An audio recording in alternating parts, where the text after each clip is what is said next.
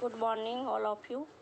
है आपने चिड़िया की बच्ची का पाठ पढ़ा और उसको समझा।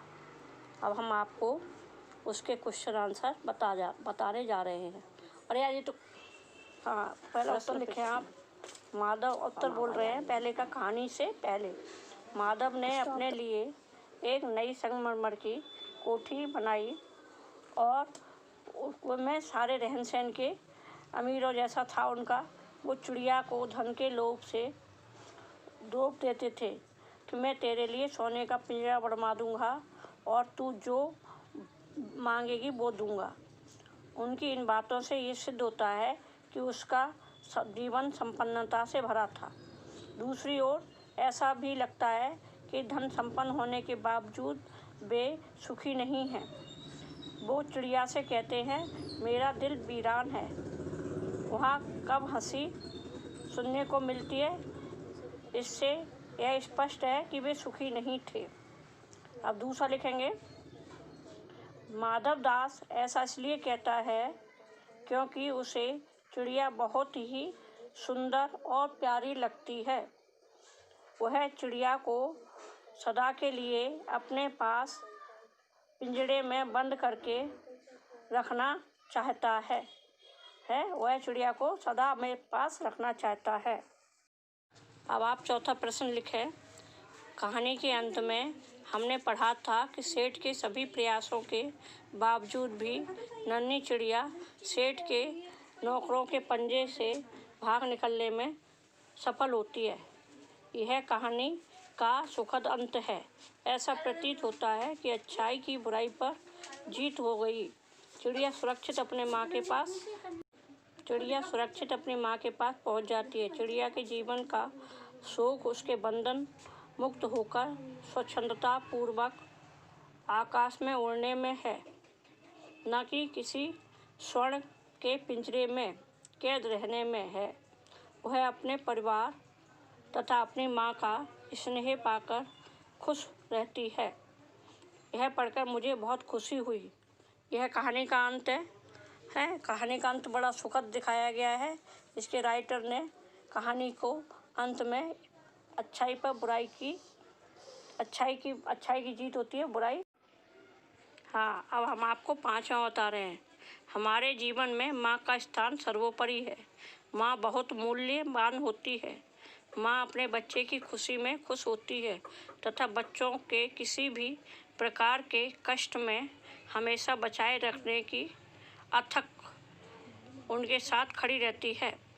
माँ हमें जन्म देती है, हमारा पालन पोषण करती है, हमें संकट से बचाए रखने में अथक प्रयास करती है। माँ हमारे ऋण से कभी भी मुक्त नहीं हो सकते। हम माँ के ऋण से कभी मुक्त नहीं हो सकते हैं। इसी तरह का स्नेह चिड़िया तथा उसकी माँ का भी है। इसी कारण चिड़िया बार बार माँ को स्मरण करके उसके पास जाने की जिद कर रही है। यह पांचवा क्वेश्चन है। अब छठवें पे आते हैं। छठवां है, इस कहानी का शीर्षक जीवन का असली सुख होगा, क्योंकि यह जीवन के सुख को लेकर दो विचारों की विपरीतता है। सेठ माधव दास के लिए धन दौलत ही जीवन का सुख है। वहीं दूसरी ओर नन्ही चिड़िया के लिए माँ अमूल्य रत्न से भी अधिक मूल्यवान है। यह आपका कहानी से हो गए 6। अब कहानी से आगे आपको हम समझाने जा रहे हैं। कहानी से आगे है, आप अच्छे से देखें। कहानी से आगे का पहला है, प्रकृति के अलग अलग रूपों में अनुशासन देखने को मिलता है। नंबर 1, सूर्य नियमित रूप से सुबह उदय होता है और शाम को अस्त हो जाता है। नंबर 2, चंद्रमा भी अपने समय से आसमान में आता है और जाता है। पृथ्वी नियमानुसार सूर्य के चारों ओर चक्कर लगाती है। नंबर 4, ऋतुएं भी नियम अनुसार आती तथा जाती हैं। ये आपका फर्स्ट हो गया। सेकंड, सभी सुख सुविधाओं के बाद भी हमें पराधीनता स्वीकार कभी नहीं होती। अनेक प्रलोभन होने के बावजूद भी स्वाधीनता उस पराधीनता से भी अधिक प्रिय लगती है।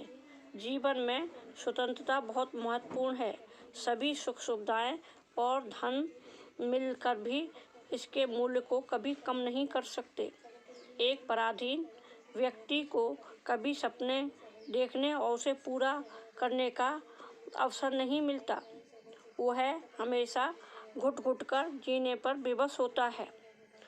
ये आपके हो गए। और अब हम आपको लेकर चलते हैं अनुमान और कल्पना। अब अनुमान और कल्पना का पहला बता रही हूँ। माँ अपने बच्चों का पूरा ध्यान रखती है, फिर चाहे वो मनुष्य हो या पशु पक्षी, सभी में ऐसा देखने को मिलता है। माँ के वात्सल्य की भावनाएं मनुष्य हो या पशु पक्षी, सभी में देखने को मिलती हैं। मनुष्य एक बुद्धिजीवी प्राणी है, इसलिए ऐसी भावना का होना स्वाभाविक है, परंतु ये पशु पक्षी में भी देखा जाता है कि माँ अपने बच्चे के लिए सदैव चिंतित रहती है। माँ की ममता वात्सल्य का दर्शन हर प्राणी में होता है। यह प्रकृति की अद्भुत देन है।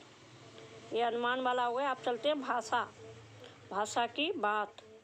नंबर 1, मेज पर किताब रखी है, पर अंडरलाइन करेंगे। नंबर 2, चिड़िया के पर बहुत सुंदर हैं, इसमें भी पर लाइन करेंगे। नंबर 3, पर मैं नहीं आ पाऊँगा, इसमें भी पर लाइन करेंगे। तीनों में पर लाइन करेंगे। अब दूसरा, मन्ने मैंने, अयो आओ, जइयो जाओ, करियो करो। ठीक है, अब आपका ये चैप्टर ख़त्म हो गया है। अब आप इसके क्वेश्चन आंसर कर लेंगे। Thank you.